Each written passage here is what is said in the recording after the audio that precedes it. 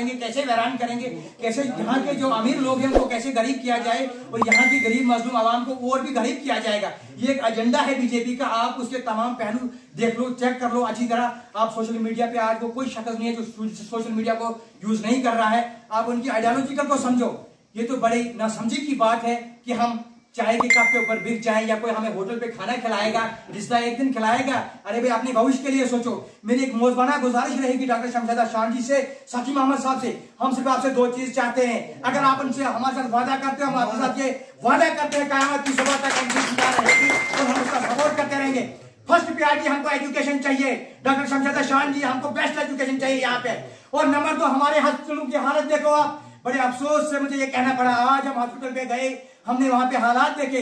अगर सेंटर ने 205 सेंटर दिए पूरे जम्मू कश्मीर के अंदर, तो हमारे साथ भेदभाव क्यों?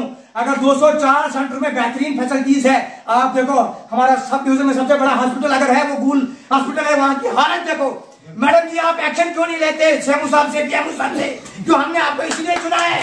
आज आपके पास पावर है, डीसी क्या है आपके पास डीसी कुछ नहीं है। आप जो और निकालो को डीसी को एक्सेप्ट करना पड़ेगा और आप इस वोट की कदर करो। मैं आपसे मोहब्बत गुजारिश करना चाहता हूं, आप इस गरीब आवाम का दिल दुखिया न करो। आपको गरीब आवाम ने चुना है और मैं उम्मीद करता हूं आप क्या 7,000 से जीते, आप 50,000 वोट से जीतोगे। आपके साथ वादा है, मगर शर्त यह है हम लोगों को भी थोड़ा पेशेंस रखना पड़ेगा।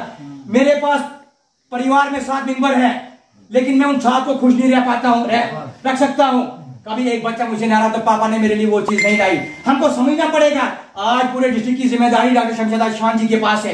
अगर आज हमारा काम नहीं हुआ, कल इंशाल्लाह जरूर होगा। लेकिन ऐसा न हो कि हमारे सब डिवीजन गोल को इग्नोर किया जाए। मैं एक जगह की, मैं अपने इलाके की बात नहीं करूंगा, बड़े दुख के साथ कहना पड़ता है। अभी बशीर साहब हमारे साथ, मैं गया पीएमओ साहब के पास, मैं बोला सर 7 दिन से हमारा हॉस्पिटल बंद पड़ा है, ना वहां पे हमें कोई पोस्ट है, नियुक्त है पीएचसी है। बड़ी शर्म की बात है, ना हमारे पास एजुकेशन है, ना हमारे पास रोड है, ना हमारे पास डॉक्टर की कोई सुविधा है। आप बताओ हम वोट दें तो किस लिए दें? वोट हम सिर्फ इसलिए देते हैं कि हम डेवलपमेंट चाहते हैं। हम किसी से कोई जागीर नहीं मांग रहे हैं। हम चाहते हैं कि हमारा समाज बेहतर हो। मैं चाहता हूं यहाँ का डीसी बने, मैं चाहता हूं यहाँ का जज बने, मैं चाहता हूं यहाँ का एसपी बने, मैं चाहता हूं यहाँ का आईजी बने। लेकिन वो तब बनेगा जब तक हमारे पास बेहतर एजुकेशन होगी।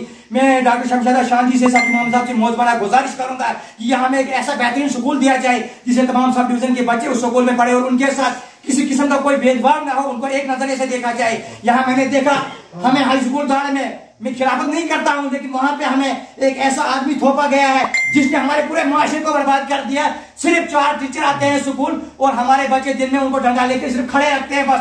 मैं जब भी अपने बच्चे से शाम को पूछा बेटा क्या पढ़ा, बोलता पापा एक सब्जेक्ट पढ़ा। दूसरे से पूछा, बोला पापा आज आएंगे कोई।